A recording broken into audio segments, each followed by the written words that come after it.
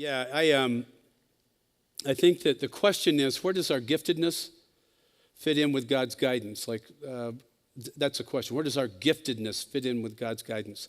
This is so important because there's this hokey, and I hear it everywhere I go, almost impossible to do a conference. And someone comes to me and doesn't say, well, I'd love to do this, but that can't be God's will for me because I'd just be too happy. I teach this all the time. Ed's first rule of theology is God is smart. God is smart.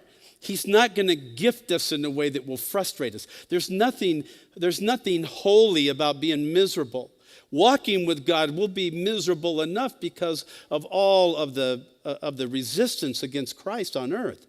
But I think that we go with our giftedness. That should happen in community. We know what we're good at, and that's where we should be navigating our ministry in a local church. That's where we should be. God is just going to be navigating us that way. Remember, God is powerful. And if he doesn't want you to do that certain thing and you're walking with him, it's going to make it very, very clear. But I would say enjoy your giftedness. This idea for so many years, that doesn't happen. I noticed it didn't happen here, and I sure do appreciate that. But in the old churches, like old church cultures, people would sing like a solo or something, and you'd go up to them afterwards, and you'd say, "Man, thanks, that was awesome." And they would go, "Oh, it's just him." Let's just be adults here. Just say thanks. Thanks. People come to me and they say, "I love that sermon." For years, because I was under that false guilt thing, I didn't want to, I know I'm a communicator. I've been hearing it for 50 years. When I was in the Army, they made me the training officer because I could teach. It's nuts for me to say, "Oh, I don't know how I'm a good teacher."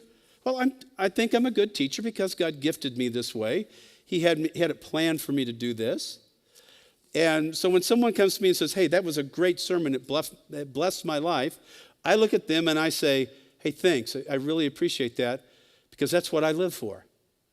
This is a whole different way.